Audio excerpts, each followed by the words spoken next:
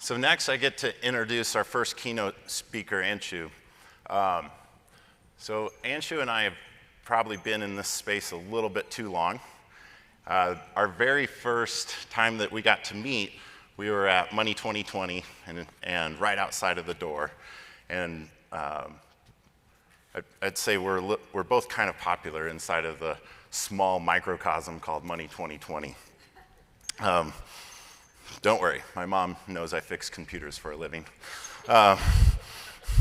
She literally introduces me to the Geek Squad people that help her with her Wi-Fi because I have a hard time finding great talent. But that's its own story and counseling that I'll need.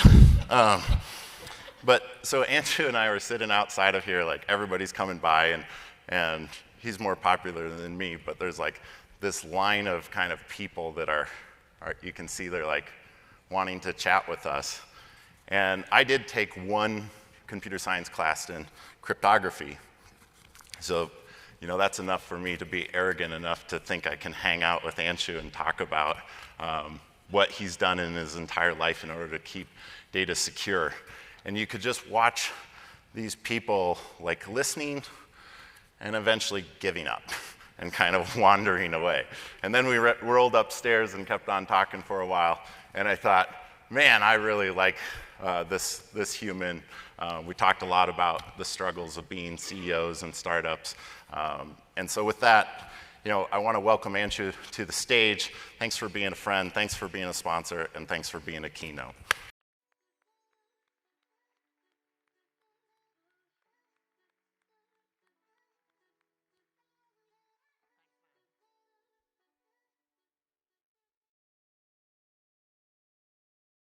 Hi, everyone. In case you didn't get that sense from Wade, I like talking about controversial things,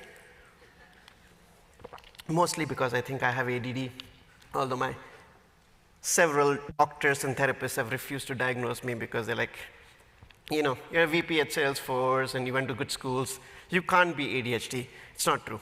But in any case, that's what makes me tweet a lot. That's what makes me start a lot of companies. This is my third startup I've started, and lots of failed products over the years, some of which I can talk about, some of which will never be talked about for reasons that only lawyers know about.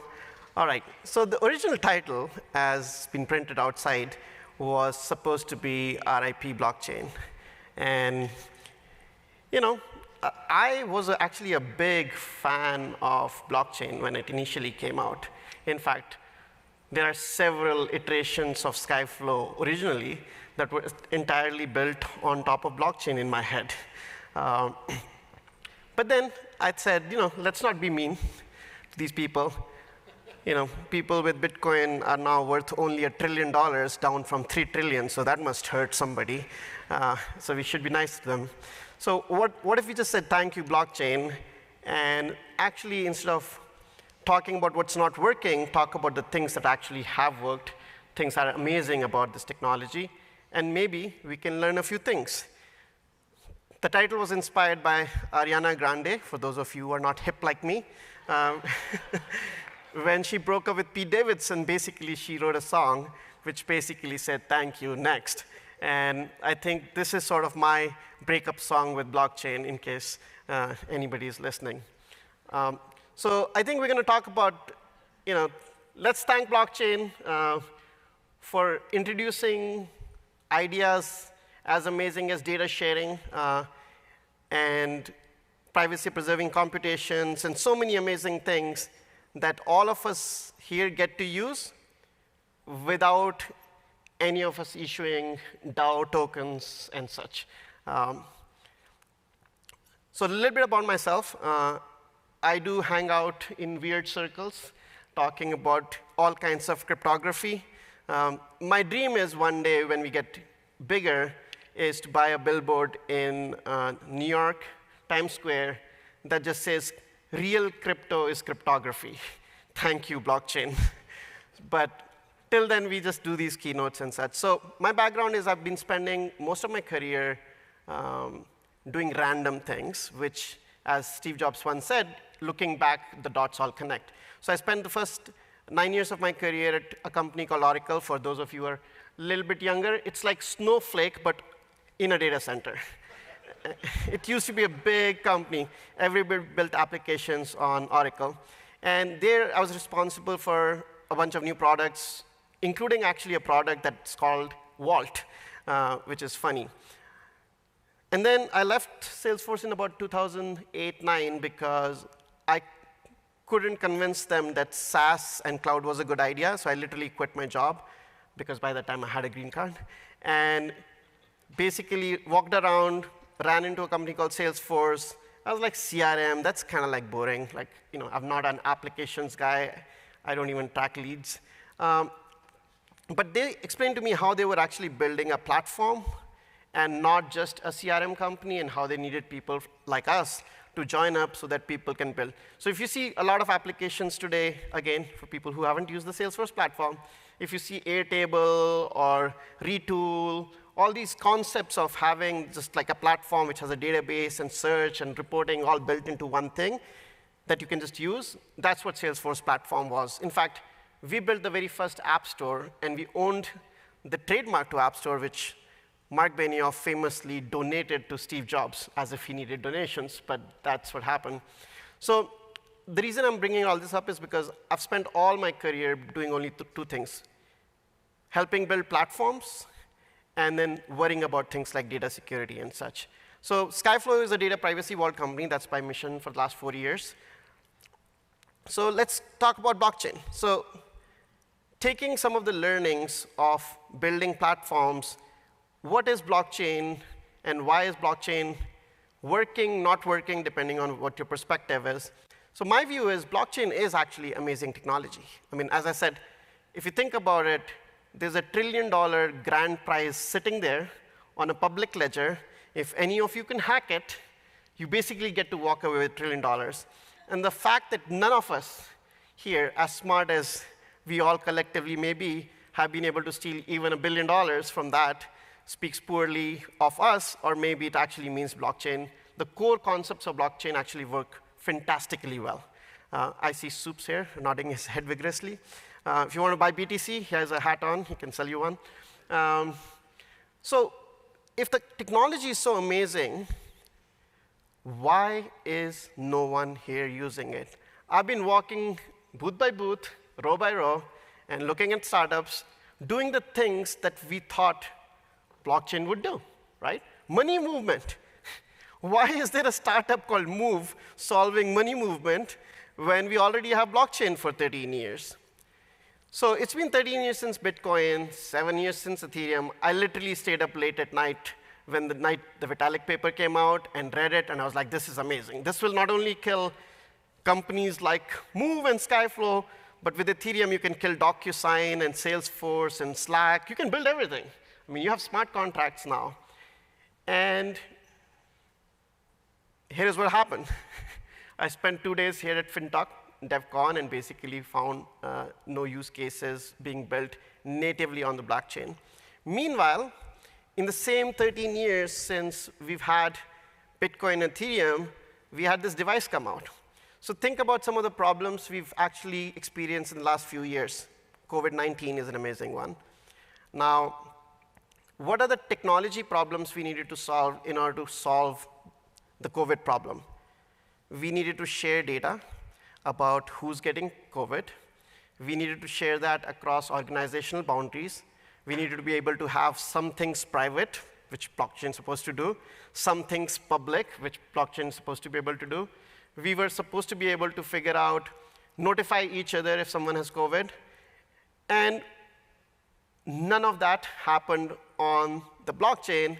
Instead, this is the device that's actually living up to half the promises that were made to us. I built my slides on this thing. I paid money, which is a blockchain core use case using this thing.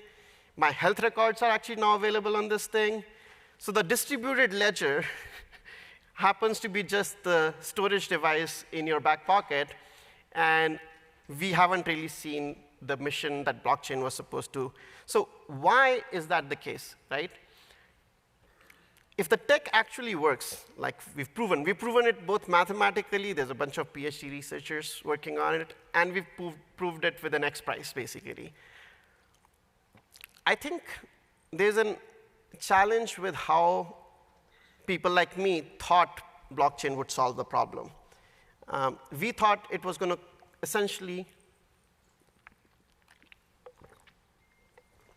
manifest itself, using Adam Neumann's words. It was going to manifest itself in the form of an end-to-end solution, right? So Flow Carbon, for example, is Adam Neumann's company that supposedly trades carbon credits and NFTs. Good news is he's on to his new idea. This lasted 4 months. So now he's shut that down, and he's doing Flow Life, which is the WeWork equivalent of renting apartments.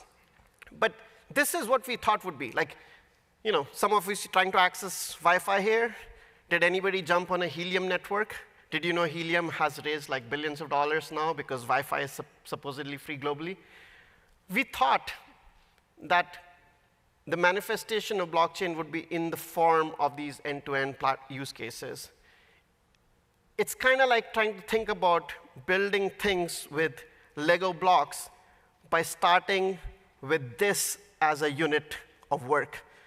As amazing as the Starship is, you can't really build a dollhouse with this as the basic unit. What you actually need is this. You don't need blockchain. You need the blocks.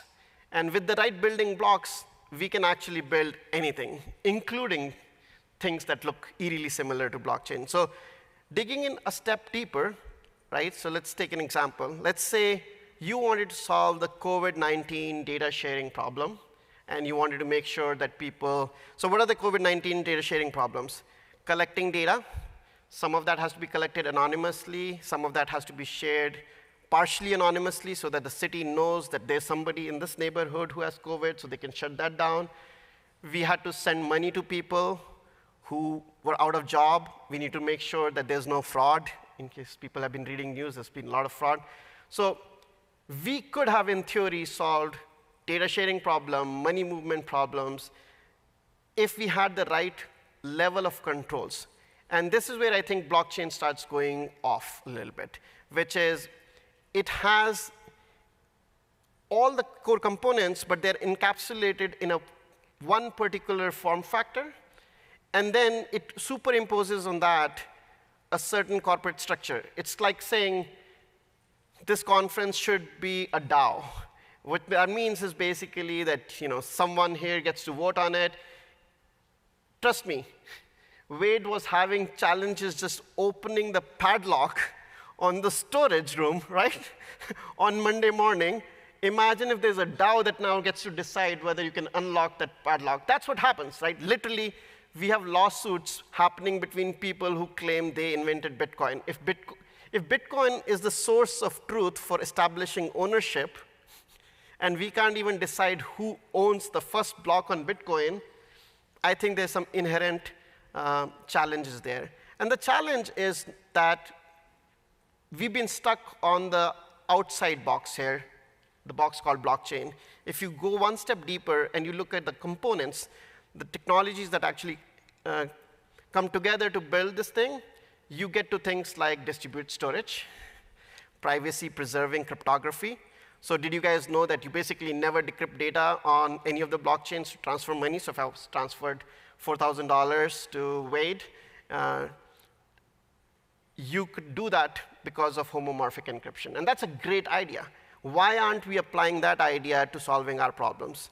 Zero-knowledge proof is this idea that basically I can prove something. So I can prove I'm over 21 years of age without you seeing the details of my driver's license by just looking at my gray beard. And what that means is there are concepts and technologies that we've actually built, perfected, tested with $1 trillion prize that are ready for use for all of us if we just get over the idea that it has to be all done in the form factor of a company that happens to be a blockchain, ICO, and such. So in other words, if we start thinking about problems not at this level of granularity, But at this level of granularity, we start getting solutions.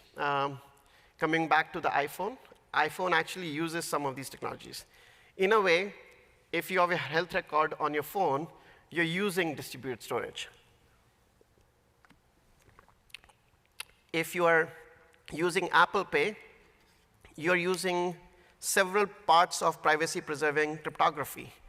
They have one-time tokens. They have a secure enclave.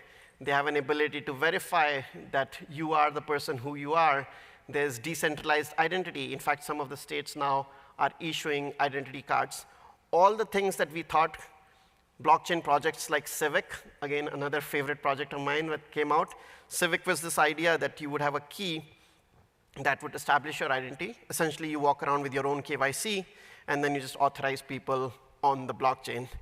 Now, if you count the number of startups here that are still solving KYC, we know that hasn't been solved using the blockchain. But we can take those concepts, we can apply them one at a time, and we can actually solve these problems. So start with the blocks, right? It's sort of my key motivation. And this has happened before. If you study the history of platforms, this is not the first time we get everything right, but also everything wrong. Bill Gates famously in mid-1990s came out and wrote this book, amazing book, The Road Ahead. It even included an interactive CD-ROM. That's how cool it was back in the day. And it would explain to you how the information superhighway was actually going to come. And it basically said the following things. He said it was going to be built by cable companies and not by telco companies. He said your interaction was going to basically look more like a TV and more like AOL than the internet. He actually completely didn't believe in the World Wide Web and thought it was too open. And he essentially moved his entire company at the time, which was already a leader with Windows operating system and Office, to focus on the mission of making the information superhighway real. Meanwhile, Mark Andreessen at UI/UC was sitting around, basically playing around building Mosaic, which turned into Netscape, and then Netscape came and ate the lunch.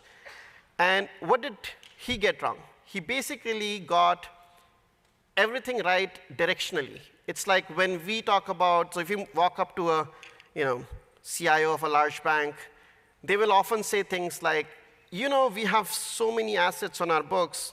If we could only use blockchain to share it amongst ourselves, we could have real-time settlement. Now, if you take that literally, you start building a blockchain startup. If you take that figuratively and you start thinking about what does he actually mean? Well, what he means is he wants to have a database that certain columns are visible to his entity, certain other columns are visible to you. He wants to have an immutable log so that he can make sure that people are not tampering with it. He wants the ability, unfortunately, it's mostly he, by the way. So he wants essentially a way to be able to prevent rollback when he doesn't want one, and more importantly, be able to actually cancel a transaction when it's needed. So we can do all of those things. We can do all of these things today by using the technologies all of us are building actually right now, using almost the exact same concepts that blockchain was supposed to formalize. And this is not the only person who's somewhat delusional but correct. And visionaries tend to have that. Anybody here know a guy called Mark Zuckerberg? So he's right. The metaverse is happening. He's right that we are going to live our lives online. He's right that we're going to actually transport ourselves across time and space using the internet.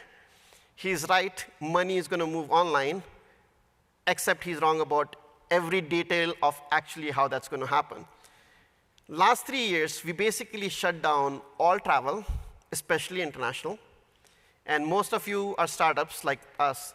We built our entire company in the metaverse, right? We do our marketing online. We send our invoices online. We find our customers online. Our demos are online. We use Zoom, Slack. The challenge is it's not just as sexy as Pete Davidson for Mark Zuckerberg to bet on. You know, he's a brilliant guy, but he's not excited about like making sure that when you log into something like Zoom, maybe you can slightly innovate there and have sort of a Zoom room where you wait, and maybe you can have your LinkedIn resume there. He's not interested in problems that are what I call meat and potatoes problem.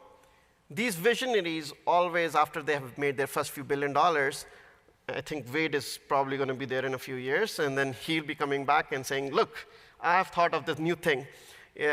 So when people imagine the future, they often get it directionally correct, but the details have to be figured out not by the CEOs, they have to be figured out by the developers, right?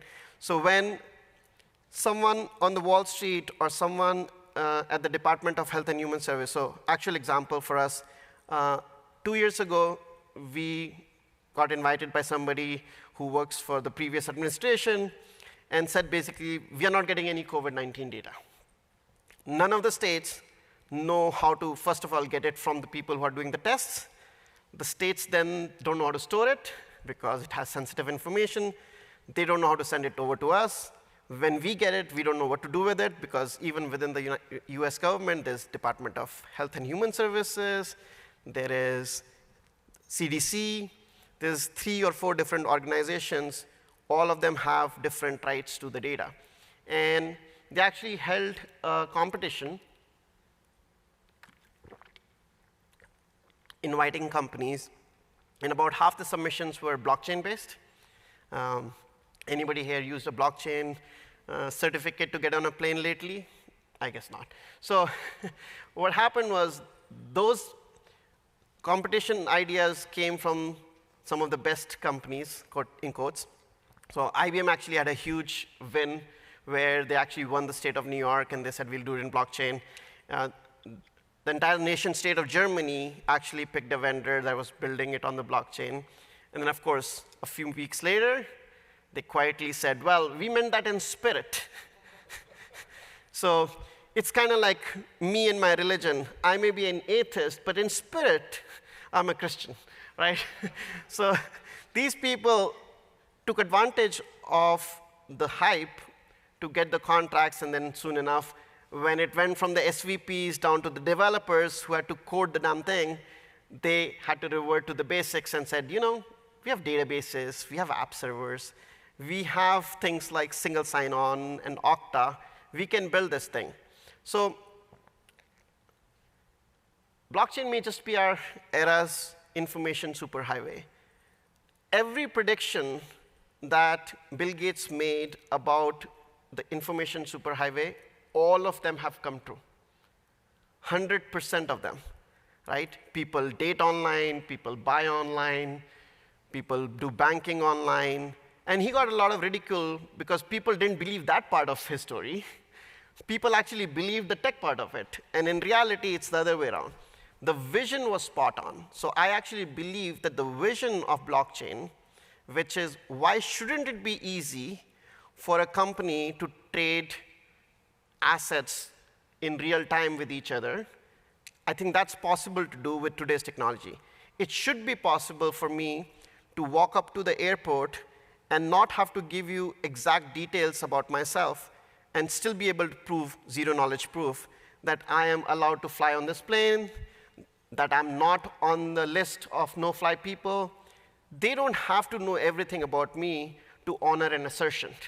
All of us here who are nerds know what an assertion is. All of us here know what time to live is.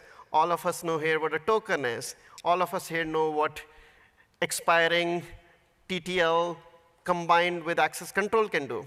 So these things are possible if we build blockchain in the spirit, except using technology. So what are some of the lessons that I have taken building platforms which I think basically blockchain broke, right? So in my view, there are some fundamental laws of building a platform company or a platform of any sort. And these laws, when you violate them, bad things happen. The first law is never build a platform. You know, think of the greatest platforms that you and I deal with. Go read Bill Gates' history. He started out basically, IBM was so convinced DOS was just an application on their computer that they were willing to give it away. Oracle started out as a CIA project, essentially to store relational schema for one particular use case. Salesforce started out as just a tool for capturing leads. They did $30 billion in annual recurring revenue last year, right? Solving one problem initially, not trying to build a platform from day one. Why is it bad to build a platform? Because when you try to build a platform, you get stuck in abstractions. If Mark Zuckerberg said, I want to build the best AR glasses, he wouldn't have to do internal memos that say, our productivity is down, maybe some of you should leave. Because people would know what to build. When you as CEO say, let's build the metaverse, let's move to the information superhighway, let's do X, Y, Z, you're confusing your own people. You think you're confusing the market, and maybe the stock market actually gives you a couple of points for a short term, but fundamentally you're confusing your own people. Everybody here remember Watson? So Watson was a great tool. It was built for one single use case, chess, and it kicked ass. And then the marketing people took over. They said, well, if it can play chess, maybe it can drive a car one day. Well, every engineer knows, my linked list that stores values for a cat's name can barely store the dollar value associated with the invoices for its healthcare. So use cases and data structures don't magically translate themselves across domain. You have to start with a use case or an app in mind. It helps ground you in the reality of what's possible today, right? Think about what NVIDIA has done. The greatest metaverse company we know today is actually NVIDIA, right? Almost all of us use it. If you have played a video game, you've used NVIDIA. If you run a machine learning model, you use NVIDIA. And they did that by basically not going on stages and declaring some future that's coming in 15 years. They just built a graphics card. And those graphics cards became GPUs. And then people started using them. And if you do one thing really, really well, people will find other uses for it. And that's basically how great platforms get started. So you start with a single use case or an app. If Bitcoin had said, look, the only problem I'm going to solve is money transfer across international boundaries, then TransferWise and Zoom would be dead. And there's literally trillions of dollars of money that goes between nation states. If you solve that one problem perfectly, then you and I would figure out other use cases for it. Well, if I can use it for international money transfer, what if I just pretend Wade is from Canada, right? And just send him money locally. Like, you can start abusing the system. Almost all great platforms, whether it's NVIDIA's GPU or Oracle database, Salesforce platform. In fact, the iPhone famously did not have the inability for you to download apps. Anybody remember that? Steve Jobs literally came on stage and said, I'm not going to have crap on my phone. And he was right. He did not want the clustered way of people basically just downloading random applications, because then it would become what your Windows PC was in 2010. And instead, what did he do? He put singular focus on 3 use cases. It's a phone, it's a browser, and it's an email client. It's a phone, it's a browser, it's an email client. There's only 3 things it's meant to do. And even that was an extension of a single use case. Play some funky music, right? For 10 years, all Tony Fadell and his team were doing was making sure you can carry 1,000 songs in your pocket. That's it. A simple use case like 1,000 songs in your pocket beat Microsoft. Why? Because they could do it really, really well. So the way I usually talk about it internally at Skyflow, because we are trying to build a platform without talking about it as a platform, is I call it think in peaks, not in plateaus. What that means is, if you look at any continental shelf, India, US, there's two ways to basically build a continent. One is by having lava flow come out and slowly build one layer at a time, the sedimentary layer. And that's one way of building it. Another is to have Himalayas and the Andes come up because you combine two use cases or two sets of technologies, they collide, and you solve one thing. If you build enough single use case things, 1,000 songs in a pocket, browser, email, 1,000 songs in a pocket, browser, email, you suddenly have a platform. You did not try to build a platform. You try to actually solve 3 problems. And to solve more than one problem, good developers intuitively know that we are going to have abstractions. We're going to have concepts that apply to more than what I'm building. So build the app, but have a platform mindset. I can see Wade nodding his head because that's what he's building with his company, right? Is that not true? The operating system of money movement is what he's going to declare in 5 years, but till then, he's going to help you transfer some money. And that's how great platforms get built. Solve each use case optimally. This is what kills companies. You want to be a platform company. In fact, if you look at the last 2-3 years when money has been abundant, one of the biggest things that's killed startups is they are in such a hurry to assume they've solved the first use case that they start solving the second and third use case. And by the time they are on to their second and third use case, some other startup with another $40 million in seed funding starts solving their core problem.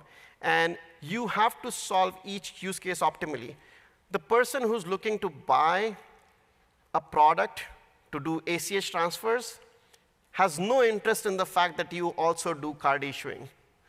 They're going to pick the best ACH transfer platform. Now, they have a sense that they would rather do it from a platform company than from a single, but they're not going to compromise on what they need just because you have other things like the metaverse going on. None of us are logging back into Facebook because, well, one day we'll use the metaverse from them. When you do that thoughtfully, you build for future multiple use cases. So you're building it optimally in the present moment for one use case, but you have a platform mindset behind it. And that's how all the greatest platforms were built. AWS was one thing. I forget, though, was it EC2 or S3? I think one of the two came out first, right? They literally said, all we'll give you is spot instances for 40 cents an hour. That's all we do. They were in beta for, I think, 3 years. 3 years, a company the size of Amazon was just doing one thing, running EC2 instances in beta. Now, the funny thing is, while they were doing all of that stuff, I was at Oracle and other people trying to convince their companies they should do something about it, and it seemed like a joke because who would use EC2 for any critical workloads ever? We had gone through the same exercise, by the way, funnily enough, with VMware just 7 years before that. Again, people who are not old enough. Virtualization was used for the first 7 years only for one use case. Your sales engineer wanted an image of an operating system so he could do the damn demo to the customer. Nobody in their sane mind ever thought that you would run multiple computers on one computer and that would somehow be run in production. Nobody, not even VMware. So by focusing on a single use case, you can build great platforms, and that's how it happens. So that's my core message. The block is dead. Long live the block. And the problems that we thought people can solve with blockchain, I didn't ask for permission, so if anybody of you objects, I can delete the slide. But I had a chat with Soups last night. He loves the blockchain. But ask him how much of his identity verification, risk scoring is actually done on the blockchain.